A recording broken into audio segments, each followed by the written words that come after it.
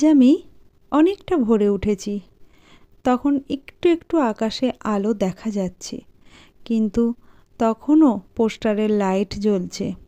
দেখুন রাস্তা, তখনও পোস্টারের লাইট জ্বলছে, আকাশে একটু একটু আলো, সূর্যদেব তখনও ওঠেনি। তো আমার 30 ডেজ চ্যালেঞ্জের আজকে 8ম দিন। আমি পেরেছি আজকের দিনটা খুব তাড়াতাড়ি উঠতে।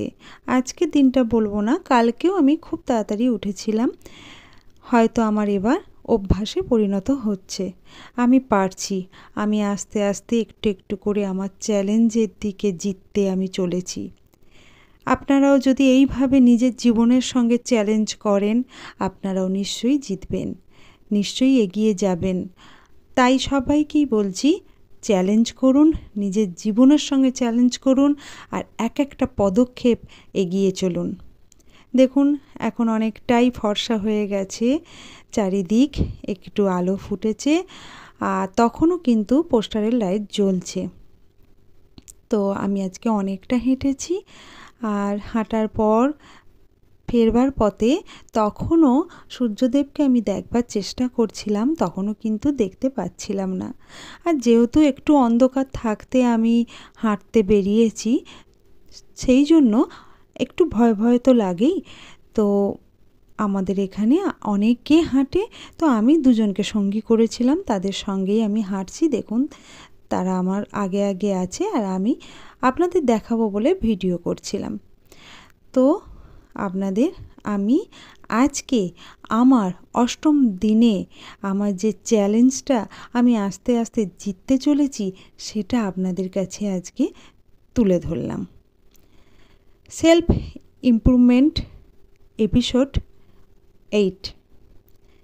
চলুন আজকে আমার ভোরের মর্নিং ওয়াক অনেকক্ষণ হয়েছে, আমি প্রায় 1 ঘন্টার ওপরও ওয়াক করেছি।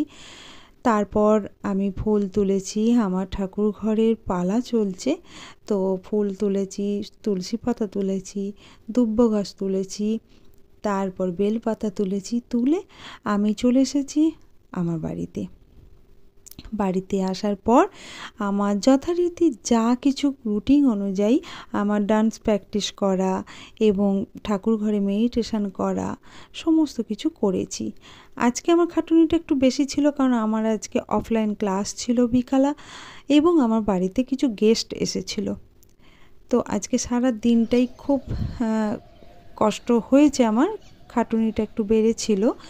তো যা কিছু মনে হয়নি আমার, কারণ আমি খুব ব্যস্ততার মধ্যে নিজের লাইফটাকে এগিয়ে নিয়ে যেতে পারছি, এটাই আমার কাছে বড় পাওনা।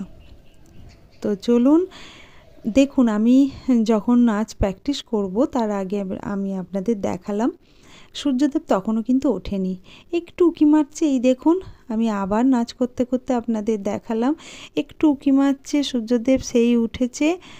তারপর আমি আবার সূর্যদেবের কাছে ভিটামিন ডি নিতে নিতে ডান্সটা প্র্যাকটিস করলাম এবং কত্থক করলাম। তারপর যথারীতি যা কিছু করণীয় করলাম, এবং বিকালা আমি ক্লাসে গেলাম আমার ক্লাসটা করার জন্য, অফলাইন ক্লাস করার জন্য। হ্যাঁ, আরেকটা কথা আপনাদের বলে রাখি, আমি এই যে ছাদেতে প্র্যাকটিস করি সূর্যদেবকে সাক্ষী রেখে ভিটামিন ডি নিতে নিতে, তখন কিন্তু আমি কয়েকটা শর্ট ভিডিও তুলে নিই এবং আপনাদের পোস্ট করি। আপনারা যদি ফলো করে থাকেন আমার চ্যানেল, আপনারা বুঝতে পারবেন।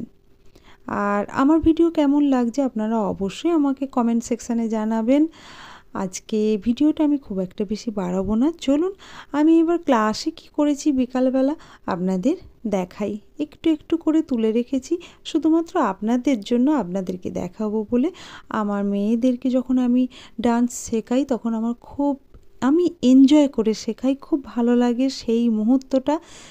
তো সেই জন্য আপনাদের সঙ্গে আমি কিছুটা আপনাদের শেয়ার করলাম।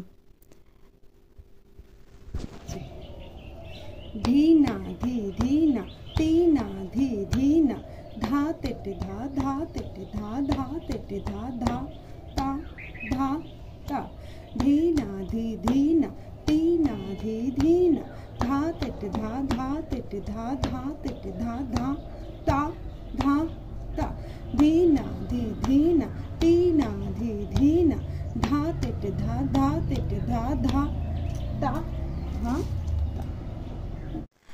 ডান্সটা প্র্যাকটিস হওয়ার পর আমি যখন ছাদ থেকে নামছিলাম তখন সূর্যদেবকে দেখলাম অনেকটাই ওপর দিকে উঠেছে। তো সূর্যদেব অনেকটাই উঠে এসেছে আর গোটা পৃথিবী আলোকিত হয়েছে। চলুন এবার আমার ক্লাসে নিয়ে যাই আপনাদের।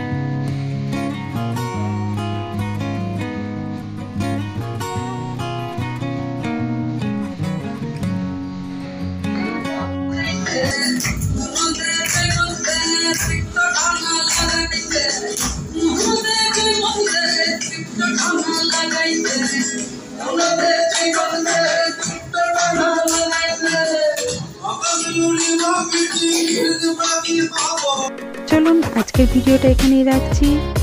টাটা।